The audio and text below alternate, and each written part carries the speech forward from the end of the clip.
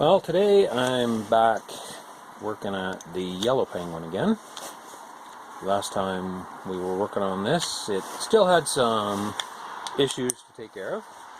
And one thing I'm going to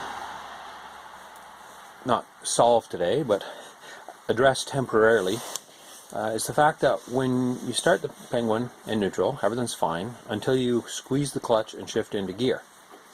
The Penguin tries to drive away. Now, sometimes it'll drive away even though you have the clutch lever squeezed and it should sit still, but as long as it's in gear, it wants to drive. You squeeze the clutch in and it wants to drive. If you shut the Penguin off and in gear, squeeze the handle and try to start it, it tries to roll. The engine is still trying to push the Penguin along, so the clutch is not releasing.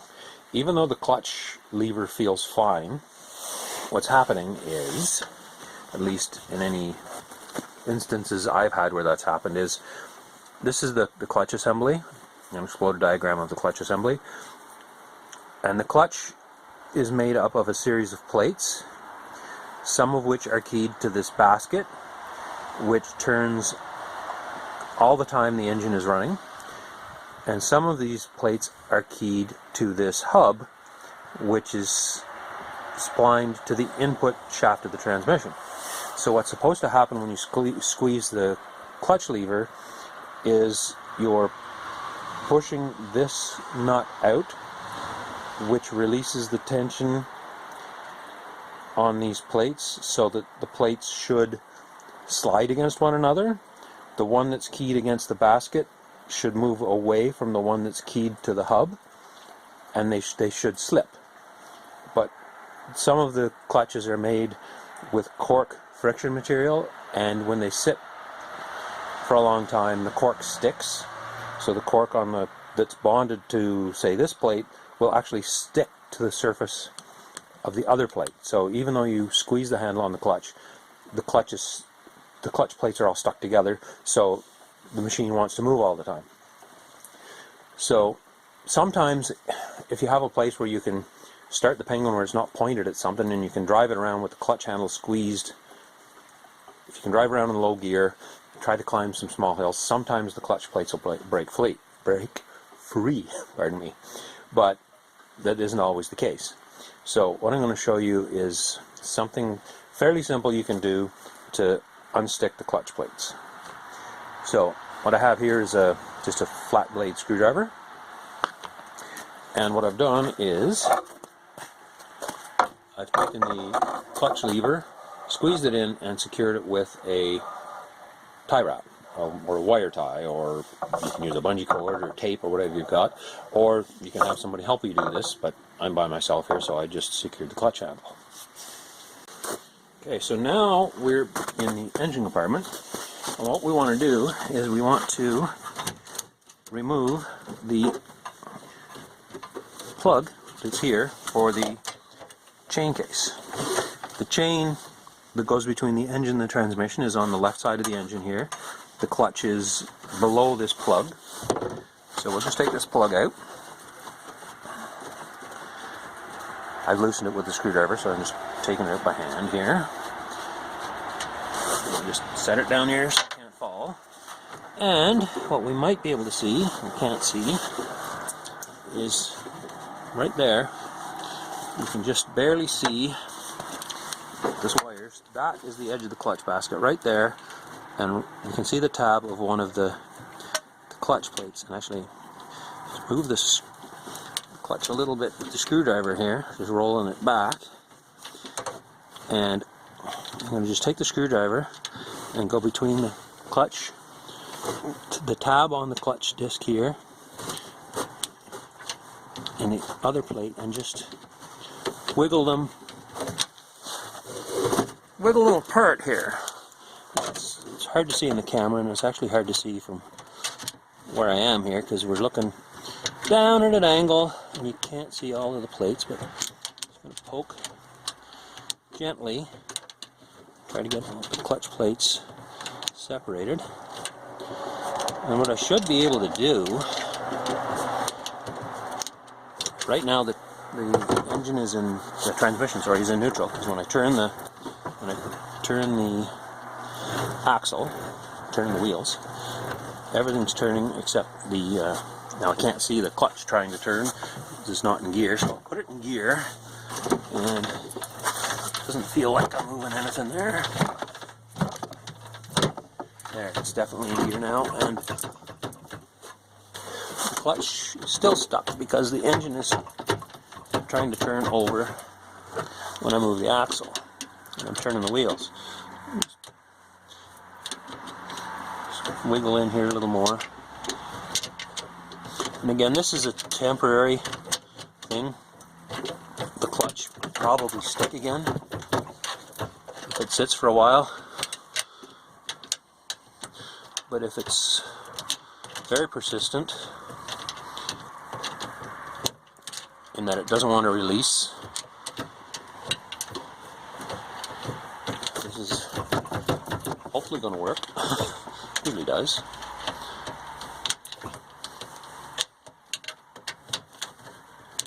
See the, well, I can feel the clutch plates are moving. There's no tension on them because the lever is released. Actually, I'll see. Roll the engine over a little bit.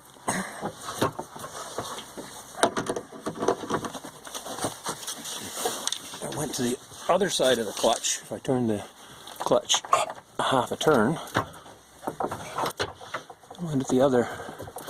There's another set of tabs lining up there. Again, maybe not be able to see it, but you can see the tabs on the clutch through the hole there.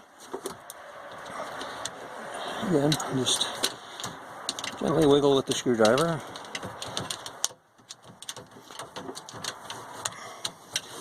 Get them separated. Now this machine isn't going to go very far for a while, so the clutch is probably going to be stuck again when I go to use it. But if it's the springtime and you're out for the first drive and the clutch sticks and you want to free it up, you can do it this way. And if you drive it a bit, especially if you start and stop a lot so that you're engaging the clutch and driving away from a stop, the cork may wear off the plates that it's not bonded to, and the clutch may work fine for the whole summer, or it may stick the next time you go to use it.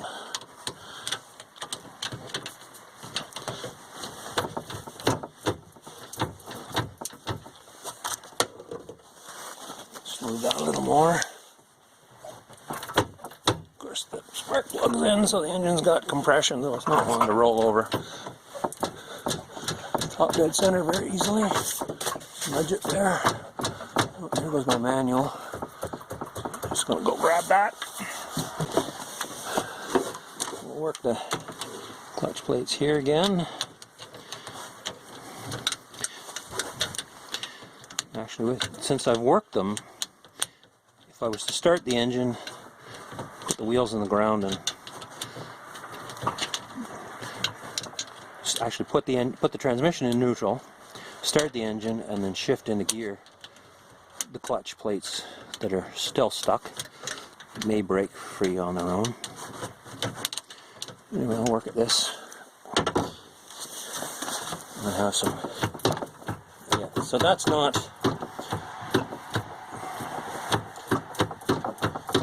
broken free yet.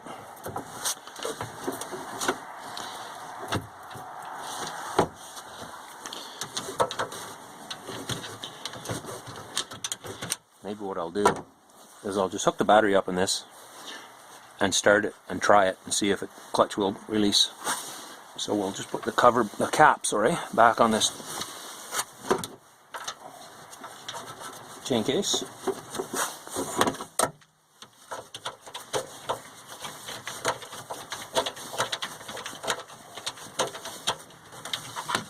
And start the engine and see what happens.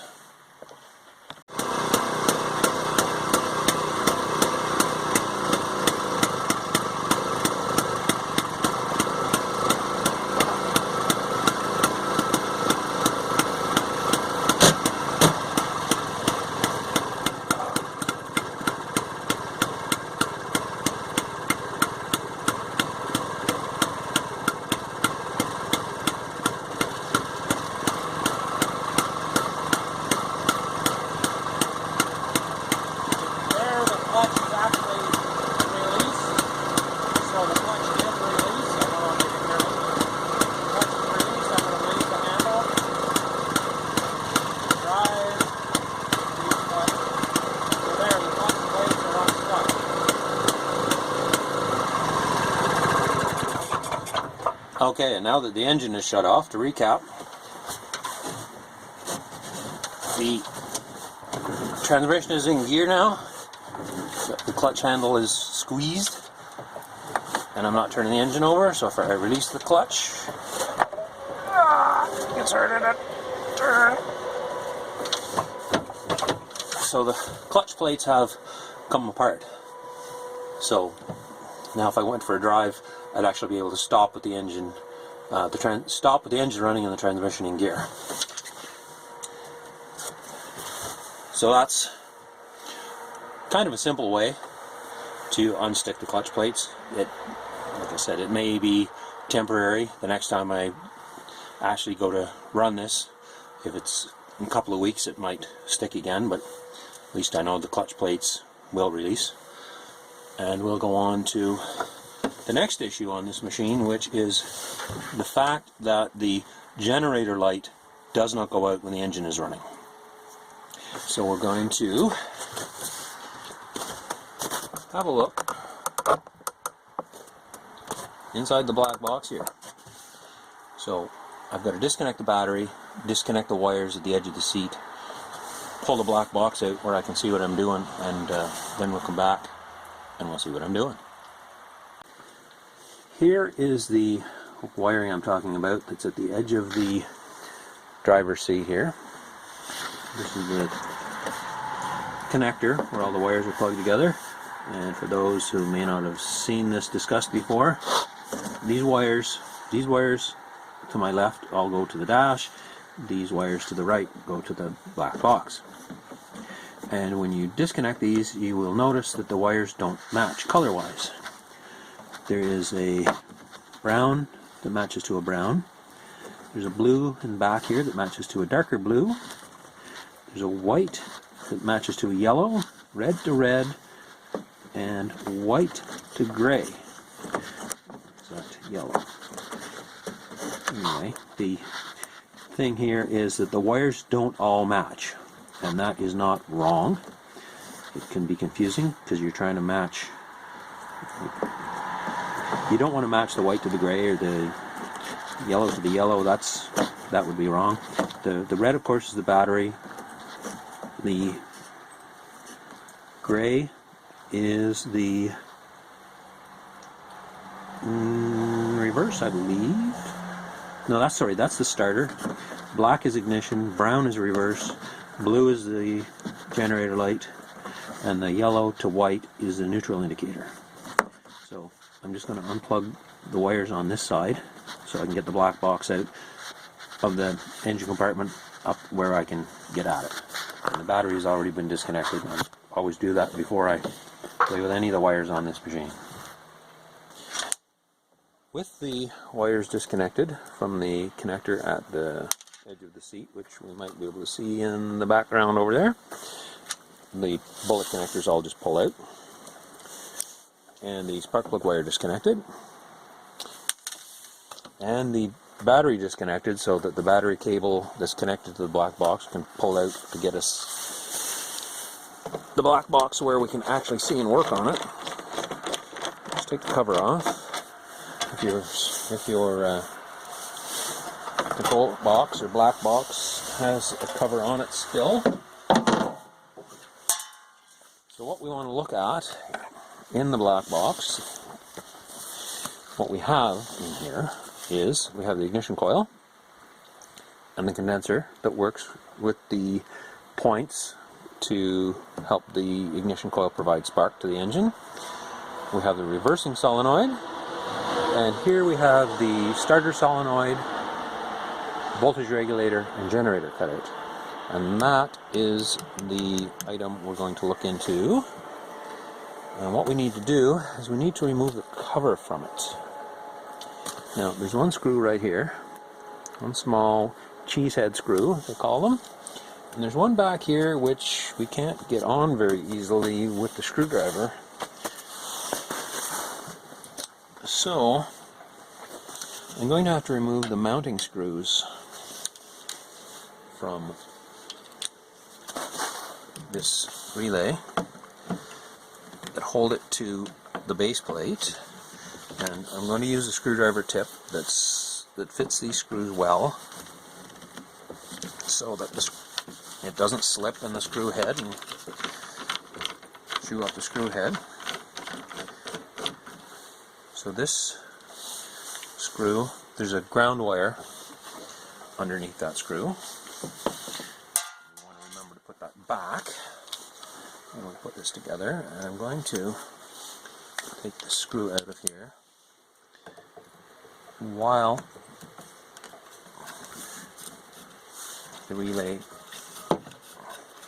is held to the base plate, and there's a little lock washer here. Now, I usually have little zipper bags to put everything in, but right now I'm just putting everything in the lid for the black box. Just screw out.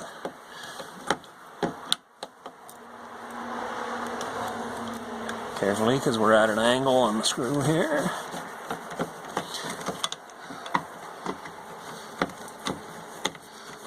Should be enough slack in these wires that I can move this around. Now there's a lock washer and flat washer on that, the same as the other mounting screw. I'll put them aside. I'll go back to my smaller bit here. And just tip this over. I'm not going to disconnect it and remove it completely unless I have to. Loosen that screw, take it out,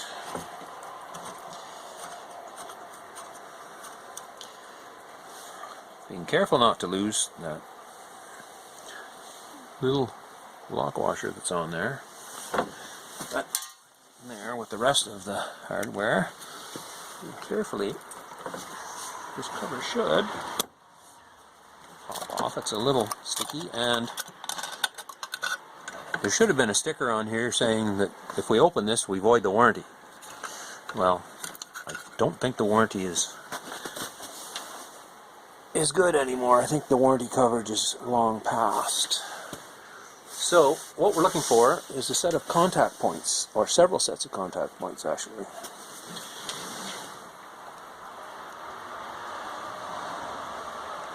And I think I see a set in there. And what I'm going to try to do, or what I hope to do, is clean the contact points. Actually, we can see a set of points right here. There's a contact point. I hope you can see this. Maybe the camera's too far away, but anyway, right here, this comes up to a flat contact point, and this arm here, which moves back and forth, this is a relay. So when this coil is energized, it pulls this down and moves this arm so that the contact point on it touches this contact, and when it releases, it touches this contact. And this relay, there's one contact point, one set. This has a contact point on it, and there's an arm here with a contact on it that just closes again when this coil is energized. And this I believe, because it's got the battery connection to it, pretty sure this is the starter solenoid. And this machine has had some intermittent starter issues, so I'm going to clean all of these points while I'm here, because I think they're all in pretty much the same shape. This cover may have never been off this before, so there may be a little corrosion and a little wear. So what I'm going to do is find my points file, and what I need to do is get either the points file or some abrasive paper in between the contacts and just rub it gently to take any corrosion or build up of material from any arcing off of them so they make contact. Because I believe what's happening with the generator cutout is, even though the coil may be energized, it's not turning the light out. Or it may be that the coil is energized and it's not, the contact isn't actually passing the current back through to the batteries, and that's why the light is not going out. Anyway, we're going to get a file and clean these points as much as we can, or using the file if it'll go down in that small gap, or some abrasive. But we'll find something to do that with, and we'll come back. Here are the contacts I hope to clean up. There's one set here between where the tip of my meter probe is here and here. There's another set between here and here. And there are two sets, one here and one there, and then one on this side, and then one on here. So my plan is to take some 400 grit sandpaper, cut a strip fairly narrow, fold it in half so the rough sides are out, and put it between the two contacts, close the contacts or hold the contacts closed, and then pull the abrasive paper out. Do that a couple of times, give it a little blast with compressed air, and then see what happens. So I've got my abrasive paper folded in half, and I'm going to start with the what I believe are the contacts on the starter solenoid. Sorry, just trying to arrange everything so it can be seen here. So those contacts should be open. So if my abrasive paper will cooperate, I'm just trying not to.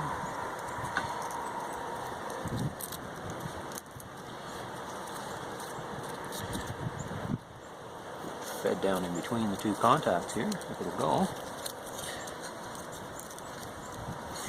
There's not a whole lot of room here.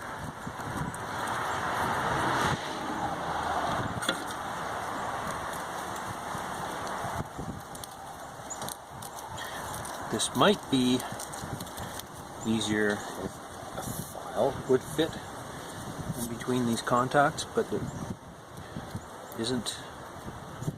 There we go. There isn't enough room for a file, I don't think. Okay, so the abrasive is down between the contacts. I'm going to close the contacts and pull the abrasive out. Turn it over. Back in. Close the contacts. Pull the abrasive out.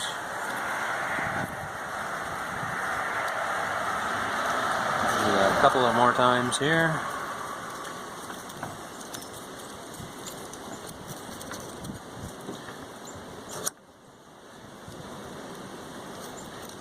I'm going to clean all the points while I'm here, as I think I already mentioned, since I'm here. This starter solenoid was acting up. I think I was having problems getting the engine to crank over, so while we're here, I might as well clean them and be sure. Okay, so I think those are clean. I don't see any more dirt coming off. So we'll do. I think this is the generator cutout, not sure. Same thing, abrasive between the contacts, close them.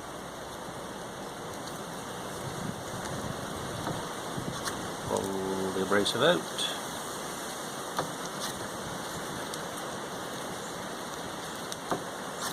I think this might be the set that was given us the issue of the generator light not going out while the engine was running, indicated that the battery was not being charged. Okay, so we're on to the third relay and the third set of contacts here.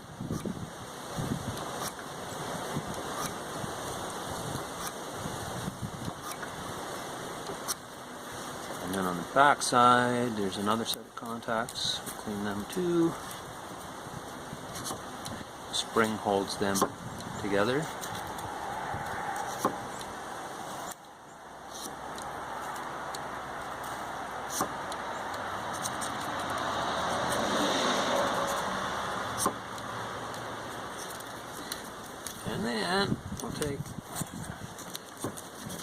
compressed air, give them a blast. And then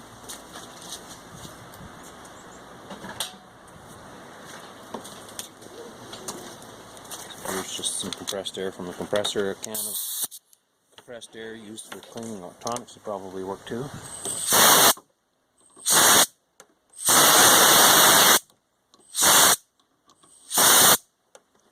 And then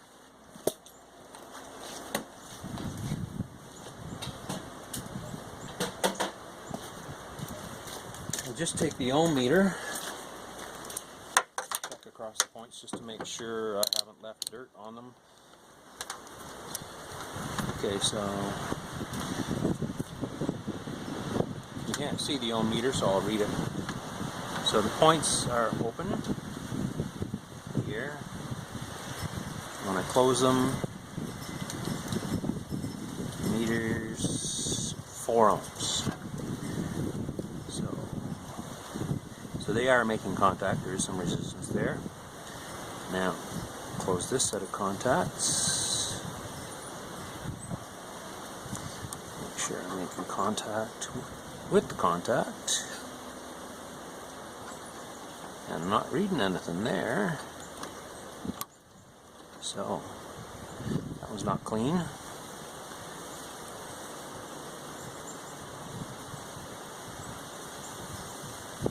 That one doesn't read either, so that one.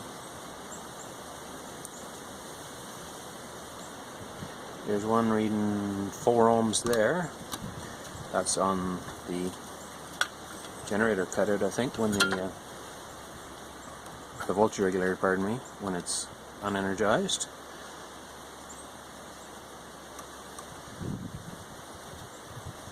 So what I'll do is I'll just fold the paper the other way. So it's just the paper.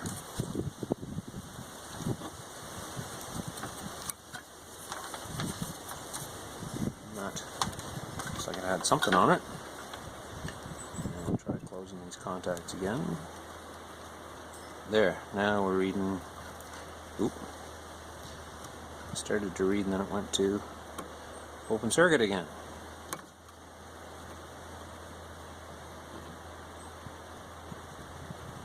Now it's reading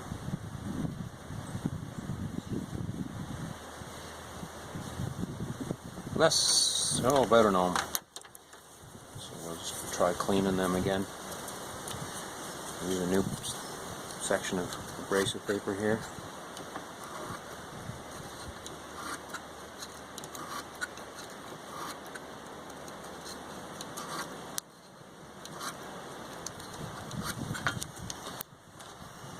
Check them with the meter again.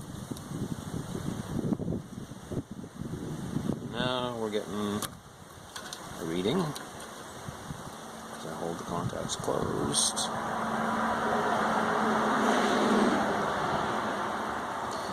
And we're getting an intermittent reading. I'll go back to this set here. I haven't done anything else with them, but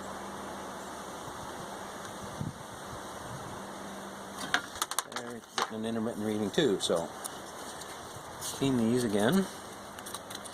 I'll clean these more.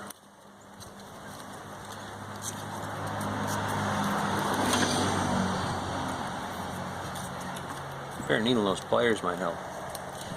Push the abrasive down in there, but I don't have a set handy.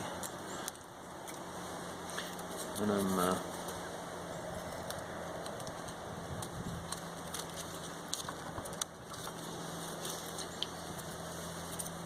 too stubborn, I guess. Go get them.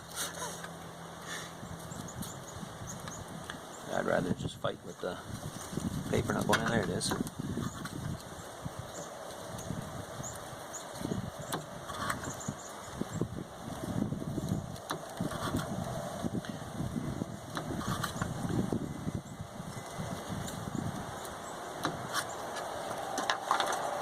Check them with the meter again.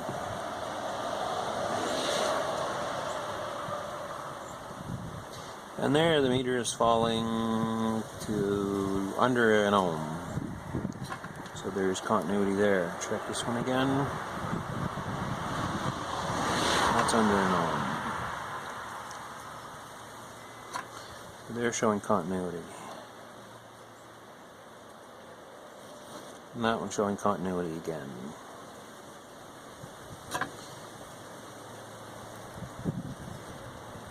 And that one's showing continuity again. So, I think I have the points pinned. I'll just turn the paper around and do these again, give them a wipe just to make sure there any grit is out of there.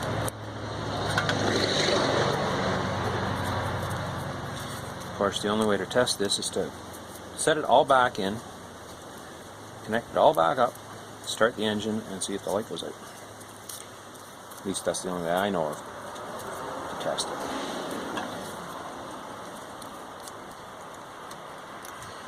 Without testing it. I mean, other than testing it with the ohm meter. Now that paper doesn't want to go in there.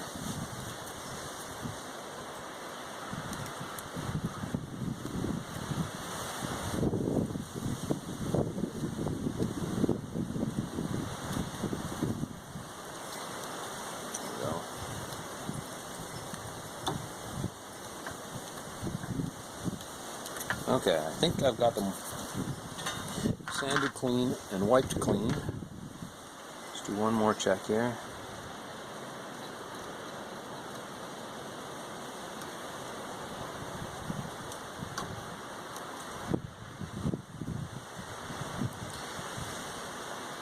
That's it, showing connection.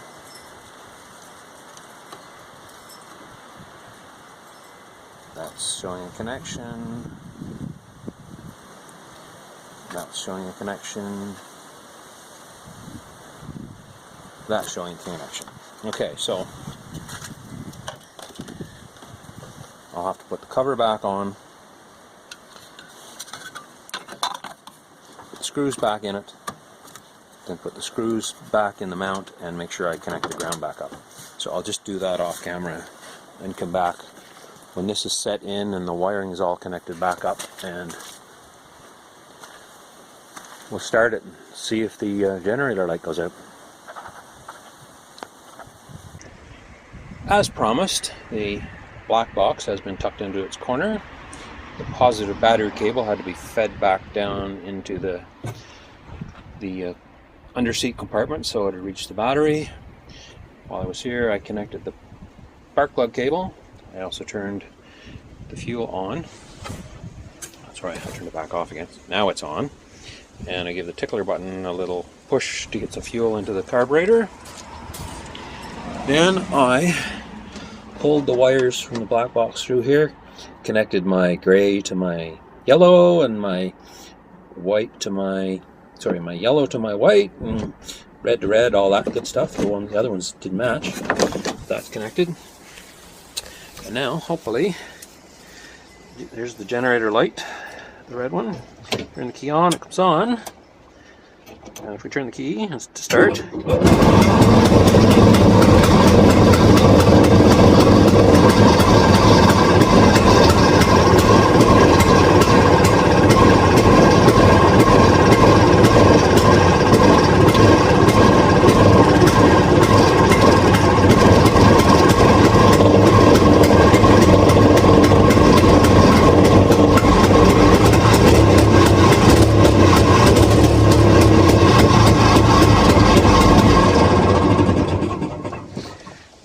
so the light did go out when I started the engine and it was idling fast enough. Then I slowed the idle down and the generator light flashed.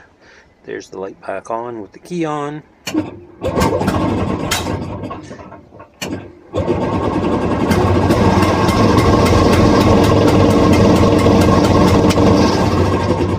There, so it looks like one of those set of contacts we cleaned is now cleaner than it was, because now the generator light goes out. So now I have a clutch cable and a throttle cable to lubricate so they stop sticking.